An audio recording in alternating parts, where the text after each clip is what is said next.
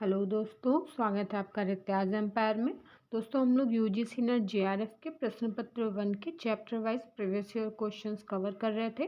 दोस्तों, इसे हम लोग 2 वॉल्यूम बुक में कवर कर रहे हैं। इसकी वॉल्यूम फर्स्ट बुक हम लोग उसके इम्पॉर्टेंट थ्योरिकल टॉपिक्स कवर कर चुके हैं। उसकी प्लेलिस्ट दोस्तों अलग है और ये वॉल्यूम 2 बुक स्टार्ट हो चुकी है और दोस्तों इसकी प्लेलिस्ट मैंने अलग बना दी है। साथ ही कुछ बेसिक जानकारी दे दूं, जैसे कि आप लोगों की जो एग्ज़ाम डेट है दोस्तों, पहले वो 16 जून थी, लेकिन बाद में उसी दिन यूपीएससी का एग्ज़ाम भी हो रहा है, इसीलिए इस डेट को आगे बढ़ा दिया गया है। 18 जून को आप लोगों का यूजीसी नेट का एग्ज़ाम होगा। और साथ ही दोस्तों इसमें इस बार एक और भी चेंज हुआ है। इस बार आप लोगों का एग्ज़ाम ऑफलाइन होगा। हमेशा ऑनलाइन होता है, इस बार ऑफलाइन होगा, जिसमें OMR सीट आप लोगों को भरनी होगी। तो दोस्तों चलिए स्टार्ट कर लेते हैं। और हम लोगों का जो सबसे पहला टॉपिक है रिसर्च एप्टीट्यूड। दोस्तों हमारा जो पहला टॉपिक है शोध अभिवृत्ति। रिसर्च एप्टीट्यूड का जो पहला भाग या पहला A1 पार्ट है वो स्टार्ट कर चुके हैं। शोध अर्थ, प्रकार और विशेषताएं एवं उसकी विधियां। तो चलिए उसके कुछ क्वेश्चंस हम लोग पिछली 2 वीडियोस में कवर कर चुके हैं और उसके आगे के क्वेश्चंस हम लोग इस वीडियो में कवर करेंगे। दोस्तों इसके पिछले क्वेश्चंस हम लोग कवर कर चुके हैं, तो आज हम लोग इस क्वेश्चन से स्टार्ट करेंगे। हमारा पहला क्वेश्चन है निर्माणात्मक मूल्यांकन की क्षमता में सुधार के लिए निम्नलिखित में से कौन सा शोध स्वरूप यथोचित होगा। तो दोस्तों इसका सही ऑप्शन सी हो जाएगा, क्रियात्मक शोध।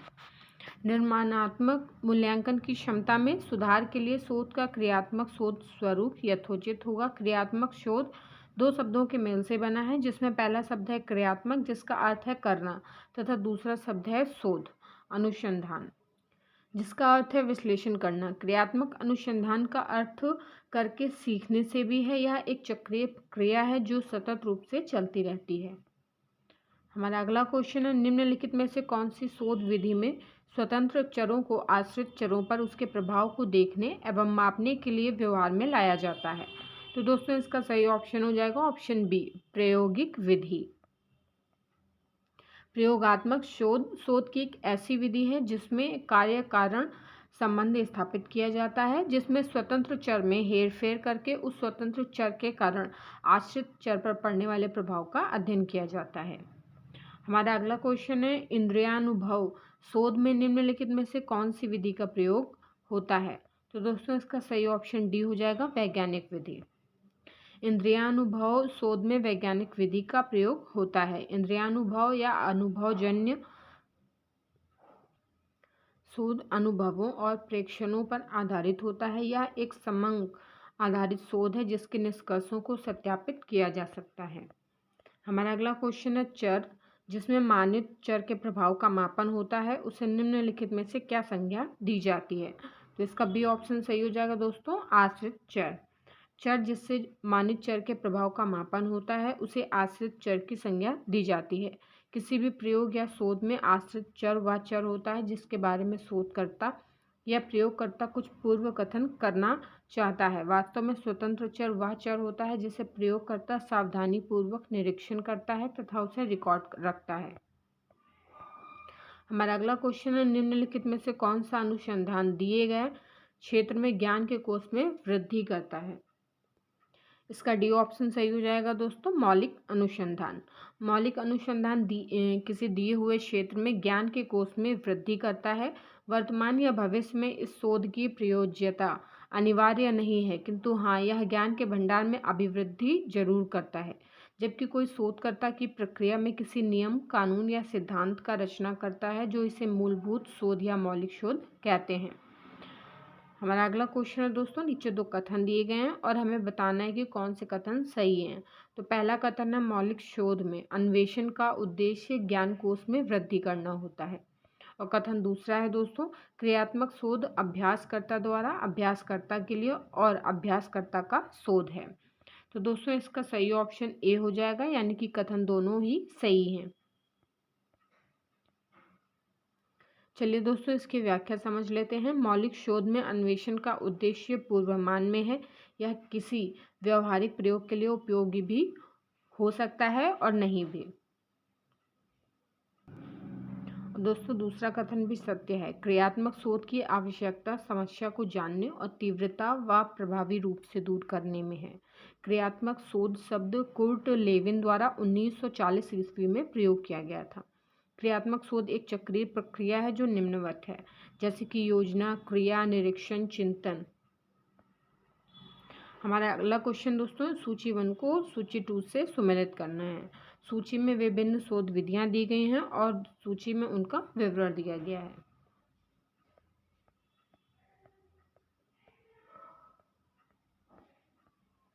चलिए दोस्तों इसकी व्याख्या समझ लेते हैं। इसका जो ए दिया गया है प्रयोगात्मक विधि, और इसका सही हो जाएगा उपयुक्त नियंत्रण की स्थिति में आश्रित चर पर निराश्रित चर के हेरफेर के प्रभाव का अध्ययन करना। बी दिया गया है कार्योत्तर विधि, इसका सही हो जाएगा वर्तमान में व्यक्त साक्ष्यों के आधार पर कारक तत्वों का अन्वेषण करना। सी है वर्णनात्मक सर्वेक्षण विधि। दोस्तों इसका सही मिलान हो जाएगा किसी विशिष्ट समाज में लोग जिस तरीके से अपना मत और कार्य व्यक्त करते हैं उसका विस्तृत वर्णन। और डी है नृजातीय विधि, और इसका सही हो जाएगा परिघटना की वर्तमान स्थितियों के संबंध में सूचना प्राप्त करने के लिए अभिकल्पित अध्ययन। हमारा अगला क्वेश्चन है दोस्तों, नीचे 2 कथन दिए गए हैं और हमें बताना है कौन से कथन सही हैं। तो पहला कथन दिया गया है शोध में प्रवेश परीक्षा या स्क्रीनिंग के लिए नीति निर्माण में संवैधानिक उपबंधों को नकारा नहीं जा सकता है। कथन दूसरा दिया गया है शोध डिग्रियां प्रदान करते समय साम्यता के हित हेतु अल्पसंख्यक कोटे का संरक्षण किया जाना चाहिए। तो दोस्तों इसका सही ऑप्शन सी हो जाएगा, यानी कि कथन पहला सही है किंतु कथन दूसरा सही नहीं है। चलिए इसकी व्याख्या समझ लेते हैं। शोध में प्रवेश परीक्षा स्क्रीनिंग के लिए नीति निर्माण में संवैधानिक उपबंध अत्यंत महत्वपूर्ण कारक होते हैं। यह इन नीतियों को सही दिशा में प्रदान करते हैं जो गुणवत्तापूर्ण शोध में सहायक सिद्ध होते हैं, किंतु शोध डिग्रियां प्रदान करते समय साम्यता के हित हेतु अल्पसंख्यक कोटे का संरक्षण करने से शोध की गुणवत्ता में सुधार की संभावना नहीं बढ़ती है। हमारा अगला क्वेश्चन है दोस्तों, शोध में अच्छे प्रतिदर्श की विशेषताएं निम्नलिखित में से कौन सी हैं। ए दिया गया है सुगमता पूर्वक प्राप्य, बी है दोस्तों समग्र या पॉपुलेशन विशिष्टताओं का प्रतिनिधित्व, सी दिया गया है शोधकर्ता का व्यक्तिगत हितरक्षण, डी दिया गया है वास्तविक मान को अनुमानित करने में यथार्थता और परिशुद्धि, ई है पक्षपात रहित। तो दोस्तों इसका बी ऑप्शन सही हो जाएगा, केवल बी, डी और ई। शोध में अच्छे प्रतिदर्श की विशेषताएं निम्न हैं। नंबर 1 है समग्र विशिष्टताओं का प्रतिनिधित्व, नंबर दूसरा है वास्तविक मान को अनुमानित करने में यथार्थता और परिशुद्धि, तीसरा नंबर दिया गया है दोस्तों पक्षपात रहित। हमारा अगला क्वेश्चन है दोस्तों, निम्नलिखित में से किस शोध विधि द्वारा कारण और प्रभाव संबंध पर विशेष ध्यान केंद्रित किया जाता है। तो इसका बी ऑप्शन सही हो जाएगा प्रयोगात्मक विधि। प्रयोगात्मक शोध विधि द्वारा कारण और प्रभाव संबंध पर विशेष ध्यान केंद्रित किया जाता है। इसके अंतर्गत स्वतंत्र चर में हेरफेर करके आश्रित चर पर आए प्रभाव का परीक्षण किया जाता है। हमारा अगला क्वेश्चन दिया गया दोस्तों, शोध के निम्नलिखित सोपानों में से किसके सृजनशीलता और कल्पना की परिधि सबसे बड़ी होती है। तो दोस्तों इसका सही ऑप्शन डी हो जाएगा, परिकल्पना निर्माण और परिकल्पना परीक्षण। चलिए एक साथ इसकी व्याख्या देख लेते हैं। शोध के परिकल्पना निर्माण और परिकल्पना परीक्षण सोपानों में सृजनशीलता और कल्पना की परिधि सबसे बड़ी होती है। हमारा अगला क्वेश्चन है दोस्तों, त्रिभुजन उपागम का प्रयोग करने वाली शोध परियोजना में निम्नलिखित में से कौन अभिभावकीय भागीदारी, अभिवृत्ति तथा समस्याओं के अध्ययन पर जांच का भाग बन सकता है। ए है साक्षात्कार या इंटरव्यू, बी है प्रेक्षण, सी है परीक्षा, डी है समाजमिति, ई है केंद्रित समूह चर्चा। तो दोस्तों इसका डी ऑप्शन सही हो जाएगा, केवल ए, बी और ई, केवल ए यानी कि साक्षात्कार, प्रेक्षण और केंद्रित समूह चर्चा। हमारा अगला क्वेश्चन है दोस्तों, सामान्यीकरण योग्यता के लिए संभावना की खोज पर केंद्रित होने के साथ निम्नलिखित में से कौन सा शोध का प्रकार मुख्यतः सैद्धांतिक प्रगति के प्रयोग पर लक्षित होता है। तो इसका सही ऑप्शन हो जाएगा दोस्तों डी ऑप्शन, अनुप्रयुक्त शोध। सामान्यीकरण योग्यता के लिए संभावना की खोज पर केंद्रित होने के साथ अनुप्रयुक्त शोध मुख्यतः सैद्धांतिक प्रगति के प्रयोग पर लक्षित होता है। हमारा अगला क्वेश्चन है दोस्तों, नीचे दो सेट दिए गए हैं। सेट 1 में शोध के प्रकार है और सेट 2 में वर्णन दिया गया है। तो दोस्तों चलिए इसकी व्याख्या देख लेते हैं।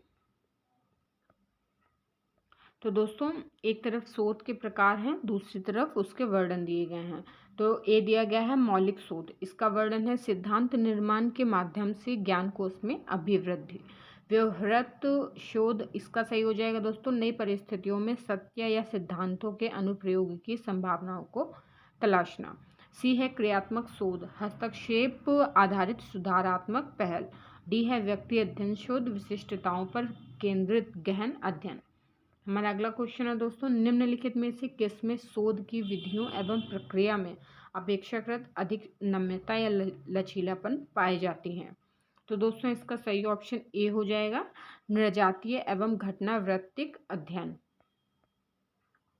नृजातीय शोध एवं घटना वृत्तिक अध्ययन शोध की विधियों एवं प्रक्रिया में शोधकर्ता को अपेक्षाकृत अधिक नम्यता या लचीलापन पाई जाती है।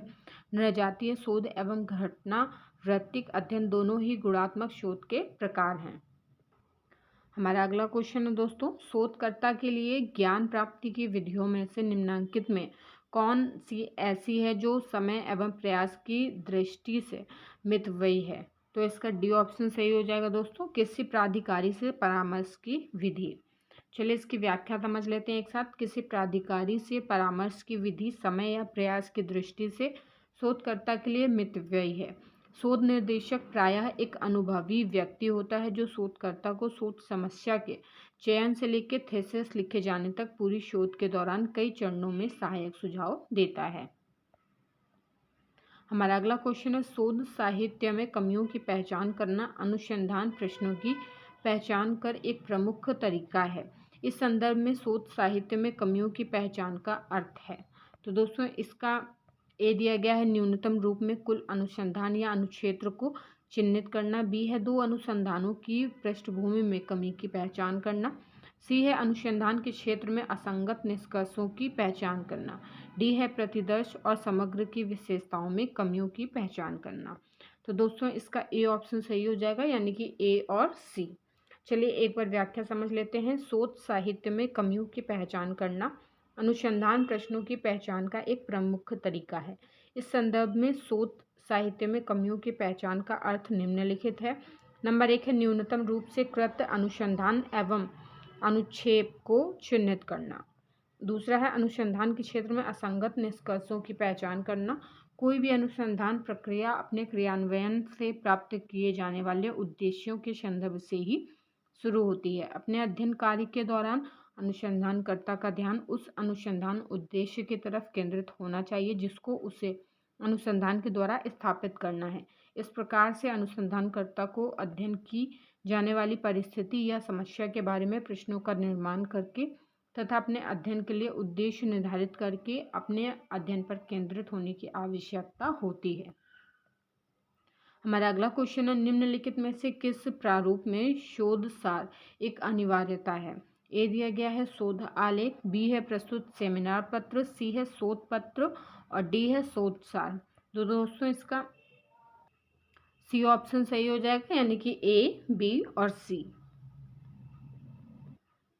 शोध आलेख, प्रस्तुत सेमिनार पत्र एवं शोध पत्र प्रारूप में शोध सार एक अनिवार्यता है।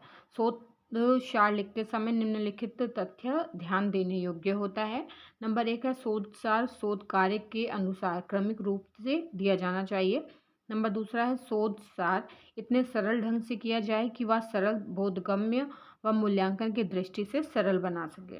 और तीसरा है शोध में प्रयुक्त भाषा शैली का ही प्रयोग शोध सार लिखते समय करना चाहिए और वर्तनी की शुद्धता परिशुद्धता का ध्यान रखना चाहिए। और नंबर 4 है इसमें विभिन्न बिंदुओं का संक्षिप्त विवरण ही देना चाहिए। यह हमेशा ध्यान रखना चाहिए कि यह शोध सार संक्षिप्त का है। और नंबर 5वां है ग्राफ, तालिका, चित्र व तुलनात्मक चार्ट इत्यादि को नहीं शामिल करना चाहिए।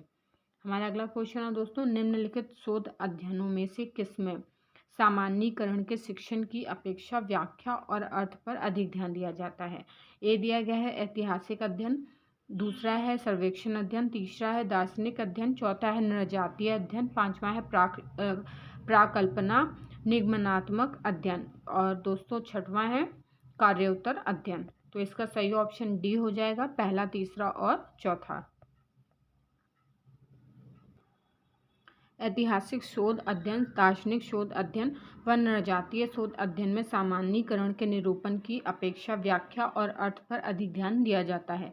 ऐसी शोध विधि जिसमें वर्तमान स्थितियों का अभिलेखन किया जाता है, विश्लेषण किया जाता है, साथ ही उसकी व्याख्या की जाती है जिससे उसका उचित रूप से सामान्यीकरण किया जा सके, तो उसे ऐतिहासिक शोध अध्ययन विधि कहते हैं। हमारा अगला क्वेश्चन है, डाक से प्रेषित अवलोकन, साक्षात्कार तथा सामूहिक प्रश्नावली किसके उदाहरण है? तो इसका सी ऑप्शन सही हो जाएगा, प्राथमिक स्रोत। समंक या आंकड़ों को संकलित करने की मुख्यतः दो स्रोत होते हैं, प्राथमिक स्रोत और द्वितीयक स्रोत। आंकड़ा संकलित करने के प्राथमिक स्रोत के अंतर्गत डाक से प्रेषित प्रश्नावली, अवलोकन, साक्षात्कार तथा सामूहिक प्रश्नावली विधि को शामिल किया जाता है, जबकि मैगजीन, समाचार पत्र, सरकार द्वारा आंकड़ों का प्रस्तुतिकरण इत्यादि समंक संकलन के द्वितीयक स्रोत में शामिल किए जाते हैं। हमारा अगला क्वेश्चन है, प्रतिभागी प्रेक्षण निम्नांकित में से किसका अंश है? दोस्तों इसका डी ऑप्शन सही हो जाएगा, नृजातीय शोध। चलिए इसकी व्याख्या देख लेते हैं। प्रतिभागी परीक्षण नृजातीय शोध का अंश है। प्रतिभागी प्रेक्षण जिसमें प्रेक्षण व्यक्तियों के क्रियाकलापों में स्वयं हाथ बटाता है और साथ ही साथ उनके व्यवहारों का प्रेक्षण भी करता जाता है। अतः इस ढंग के प्रेक्षण में प्रेक्षक उस परिस्थिति का एक सक्रिय भाग बन जाता है जिसमें प्रेक्षण किया जा रहा है। हमारा अगला क्वेश्चन है, निम्नांकित में किस शोध प्रतिमान में प्रतिभागियों के परिप्रेक्ष्य के अनुसार यथार्थ की व्याख्या देने को महत्वपूर्ण माना जाता है? तो इसका सी ऑप्शन सही हो जाएगा दोस्तों, नृजातीय वर्णन विषयक शोध। नृजातीय वर्णन विषयक शोध प्रतिमान में प्रतिभागियों के परिप्रेक्ष्य के अनुसार यथार्थ की व्याख्या देने को महत्वपूर्ण माना जाता है। प्रयोगात्मक शोध में कार्य कारण संबंध स्थापित किया जाता है। कार्य कारण संबंध स्थापित करने के लिए दो स्थितियों को संतुष्ट करना होता है। पहले तो यह सिद्ध करना होता है कि कारण है तो उसका प्रभाव होगा, और दूसरा यह कि यदि कारण नहीं है तो प्रभाव भी नहीं होगा। हमारा दोस्तों नेक्स्ट क्वेश्चन है, वह शोध जिसमें पुरुष और महिला के बीच सामाजिक असमानता पर जोर दिया जाता है कहलाता है? तो इसका डी ऑप्शन सही हो जाएगा, नारीवादी शोध। शोध की ऐसी विधि जिसमें पुरुष एवं महिला के बीच सामाजिक असमानता पर जोर दिया जाता है उसे नारीवादी शोध कहा जाता है। नारीवादी शोध पद्धति के अंतर्गत वस्तुनिष्ठता के स्थान पर वैषयिकता को अधिक महत्व दिया जाता है और इनके अंतर्गत ज्ञान की समग्रता को महत्व देते हुए अन्य समाज विज्ञानों में हो रहे पितृसत्तात्मक शोध से उपजे खंडित ज्ञान की आलोचना भी की जाती है, क्योंकि ज्ञान अपनी समग्रता में ही प्रासंगिक होता है। हमारा अगला क्वेश्चन है, ऐसे अध्ययन को जिसमें शोधकर्ता को प्रायोगिक और प्लेसिबो समूहों की पहचान की जानकारी नहीं होती है कहा जाता है? तो इसका बी ऑप्शन सही हो जाएगा, डबल ब्लाइंड। ऐसे अध्ययन को जिसमें शोधकर्ता को प्रायोगिक और प्लेसिबो समूहों की पहचान की जानकारी नहीं होती है उसे डबल ब्लाइंड कहा जाता है। दूसरे शब्दों में डबल ब्लाइंड अध्ययन वह है जिसमें ना तो प्रतिभागियों को और ना ही प्रयोगकर्ताओं को पता है कि वह कौन एक विशेष उपचार प्राप्त कर रहा है। यह प्रक्रिया अनुसंधान परिणामों में पूर्वाग्रह को रोकने के लिए उपयोग की जाती है।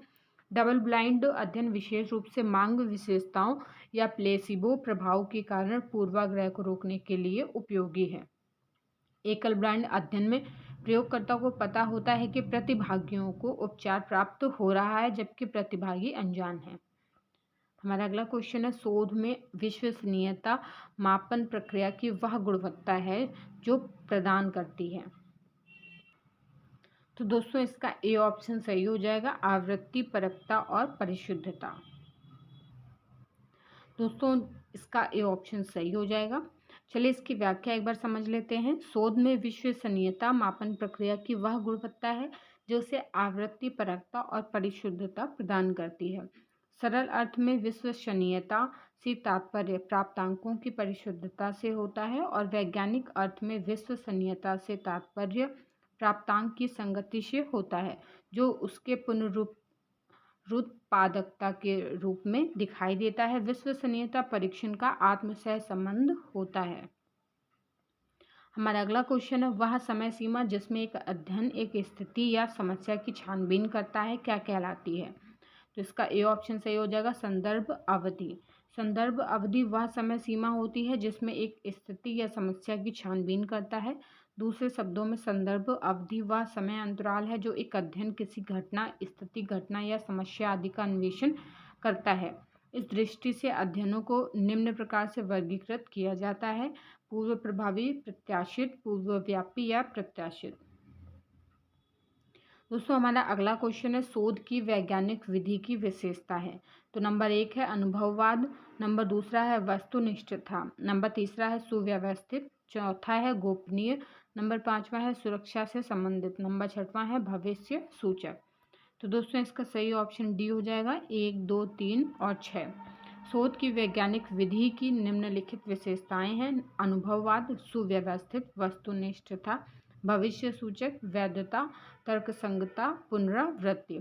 किसी प्रश्न या समस्या को क्रमबद्ध एवं वस्तुनिष्ठ ढंग से सुलझाने की क्रिया को ही वैज्ञानिक शोध कहा जाता है।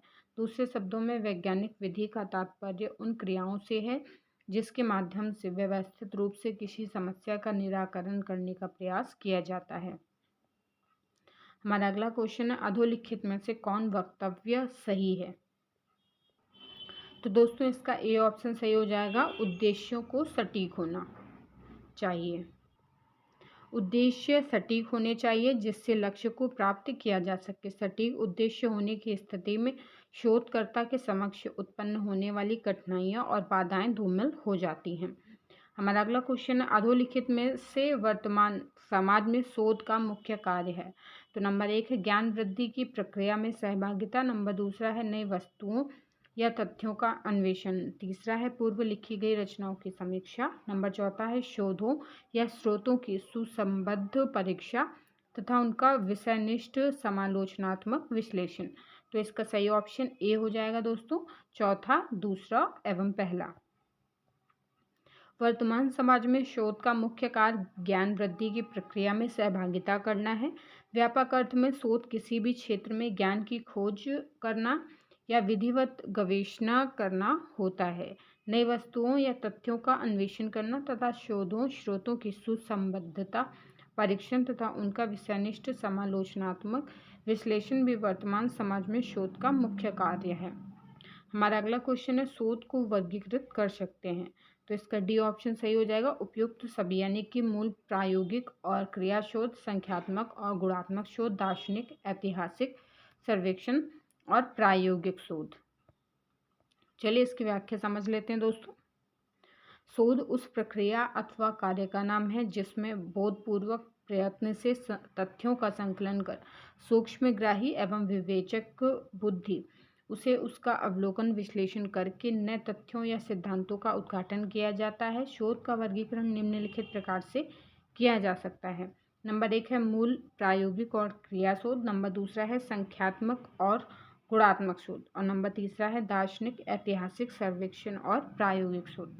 दोस्तों आज की वीडियो में हम लोग इतने ही क्वेश्चंस कवर करेंगे, और वीडियो में दोस्तों बीच बीच में कभी कदा दिक्कत हो जाती है या कुछ पॉइंट ब्लर हो जाते हैं, तो आप लोग उसके लिए मुझे कमेंट में बता दिया करिए। अगर आप लोगों को कोई प्रॉब्लम होती है कि कोई पॉइंट मिसिंग है तो मैं आप लोगों को दोबारा वो अवेलेबल करा दूँगी।